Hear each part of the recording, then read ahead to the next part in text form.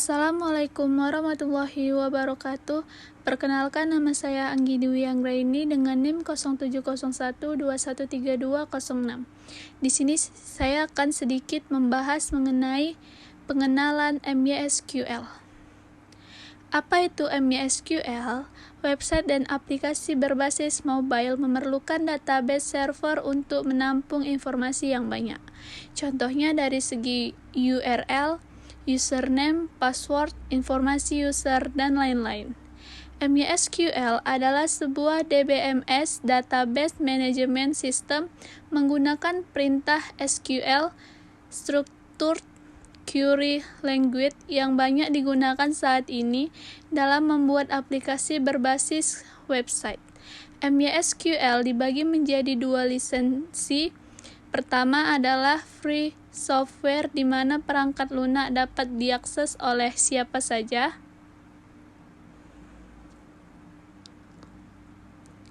PHP-MyAdmin adalah salah satu fitur untuk menghubungkan antara PHP dengan MySQL.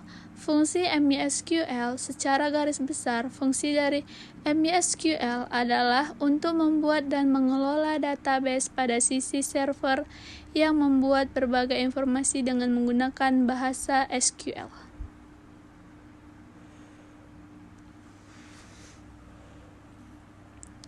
Kelebihan MySQL.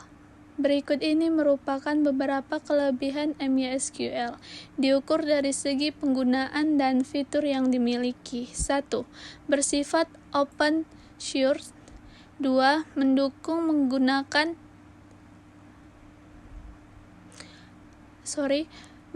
penggunaan multi-user, terintegrasi dengan bahasa pemrograman yang lain, sajian tipe data yang bervariatif, struktur tabel cenderung fleksibel, sistem keamanan yang telah terjamin, tidak membutuhkan kapasitas RAM yang besar, perangkat lunak portable, support untuk spesifikasi hardware yang rendah, memiliki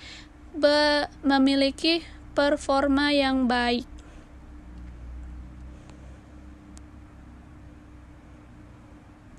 Kekurangan MySQL. 1. Kurang cocok untuk mengembangkan aplikasi berbasis game dan mobile. 2. Technical support yang kurang mendukung. 3. Kurang mendukung untuk pemakaian database dengan kapasitas besar.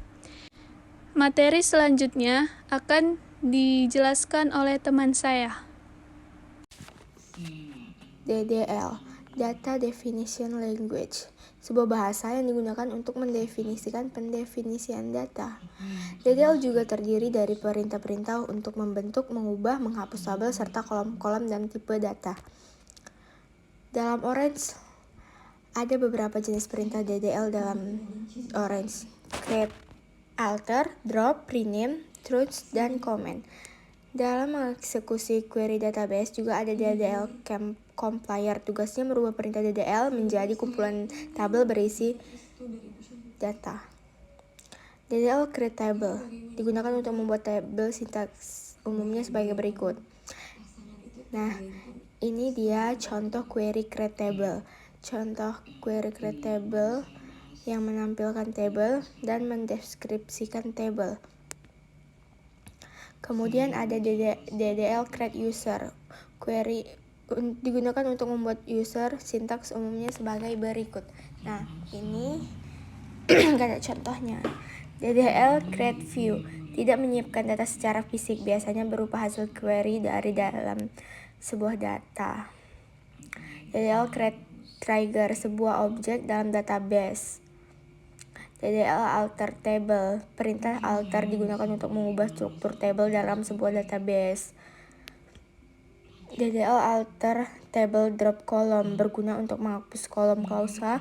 Drop column digunakan untuk menghapus kolom yang tidak diperlukan lagi. Contoh penggunaan perintah alter. Nah, ini dia contohnya, bisa dibaca sendiri ya. DDL alter table modify column. DDL alter user, merubah password, bisa digunakan menggunakan query alter dan pastinya dalam mode sysadmin. DDL drop table digunakan untuk melakukan penghapusan tabel. Melakukan penghapusan tabel dengan perintah sebagai berikut. Nah, itu dia contohnya.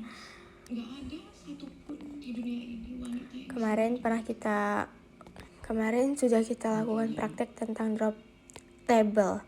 Kemudian ada DDL truncate statement. Statement merupakan sebuah perintah atau sebuah statement. DDL comment, memberikan komen untuk query agar dapat diingat. Nah, ini dia contohnya.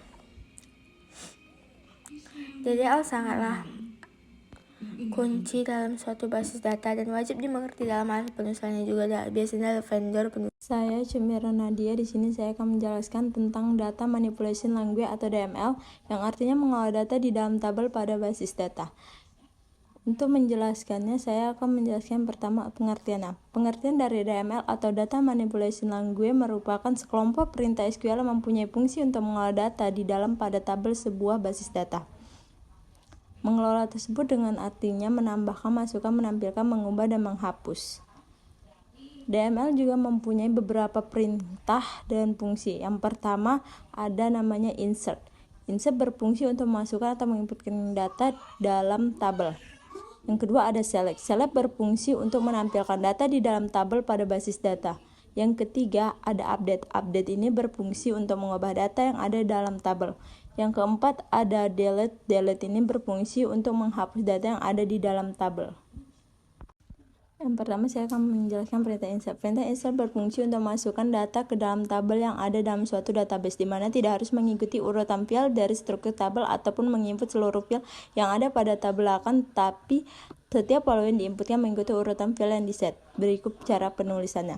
Yang kedua ada perintah select. Perintah select merupakan perintah SQL yang berfungsi untuk menampilkan data dari tabel yang ada dalam suatu database. Dengan perintah select ini kita bisa menampilkan data sesuai dengan kebutuhan atau kriteria tertentu. Berikutlah cara penulisannya. Nah, yang ketiga ada perintah update. Perintah update merupakan perintah SQL yang berfungsi untuk mengubah atau mengedit data dari tabel yang ada dalam suatu database. Perintah update akan mengubah data pada suatu tabel berdasarkan kondisi atau syarat tertentu. Berikut adalah cara penulisan perintah update. Nah, yang keempat ada dinamakan perintah delete. Nah, perintah delete ini merupakan perintah SQL yang berfungsi untuk menghapus data semua atau sebagian data pada suatu tabel berdasarkan kondisi atau syarat tertentu. Berikutlah cara penulisan perintah delete. Inilah penjelasan saya tentang DML atau Data Manipulation Language. Assalamualaikum warahmatullahi wabarakatuh. Saya Mutiarani akan melanjutkan penjelasan dari teman saya yang akan membahas tentang bagaimana cara kerja sederhana Data Manipulation Language atau DML. Nah, seperti yang bisa kita lihat di sini, show databases dan lain sebagainya itu adalah kerjanya DDL. Jadi yang terlihat sekarang adalah kerjanya DDL. Tugasnya itu untuk menunjukkan, membuat database dan tabel, menghapus database dan sebagainya. Nah, sedangkan DML itu untuk mengisi tabel, menghapus isi tabel, dan mengupdate isi tabel. Di sini saya akan menjelaskan cara kerja DML. Di sini saya menggunakan tabel yang sudah ada, yaitu tabel laprak. Pertama, ketik insert into tabel laprak ya, yang kolomnya itu ada name, nama, dan jurusan. Nah, values-nya, values itu untuk mengisi kolom name, nama, dan jurusan. Untuk name saya isi 701, lalu nama saya isi Mutia, dan jurusan saya isi Ilkom. Nah, ini itu perintah untuk mengisi tabel. Nah, udah di enter. Lalu untuk menampilkan isi tabel tadi, kita ketik select bintang from tabel laprak titik koma, lalu enter ya. Nah, bisa terlihat isi tabel yang telah kita isi tadi. Nah, misalkan kita mau menambah isi tabel tadi, kita kopikan yang tadi, isi perintah tadi, kita paste ke bawah. Nah, values-nya kita ganti ya, biar berbeda.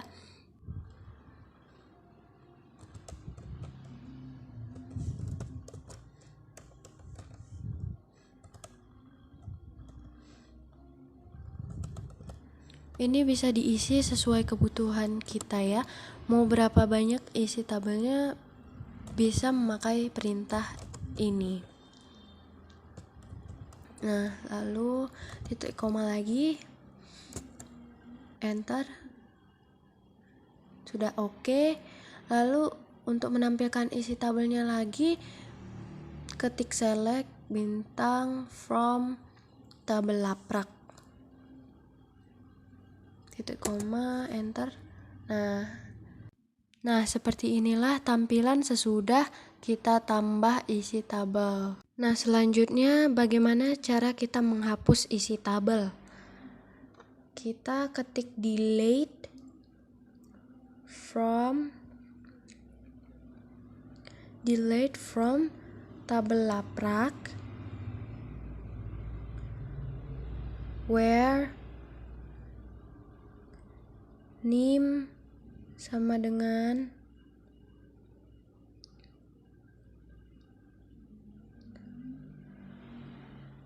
(701).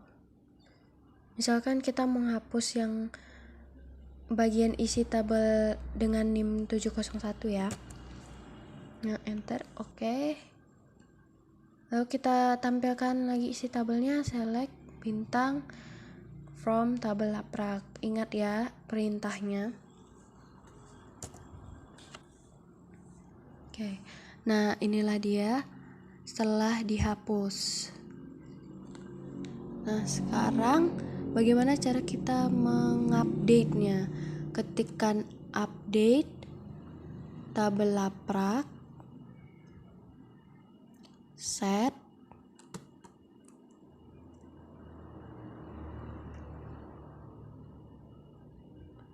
nama sama dengan, ini misalkan saja ya, nama sama dengan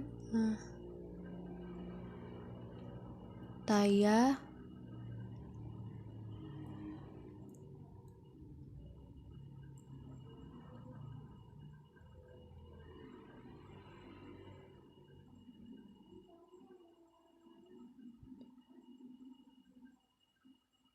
update ini bisa untuk menggantikan isi tabel ya. Nah, ini saya isi Taya kan.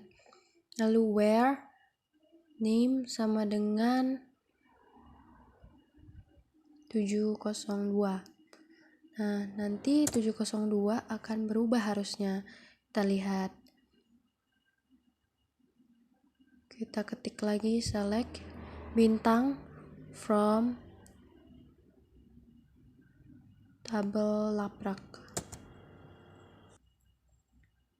Nah, berubah kan? Nama yang di NIM 702. Nah, sudah berhasil berarti.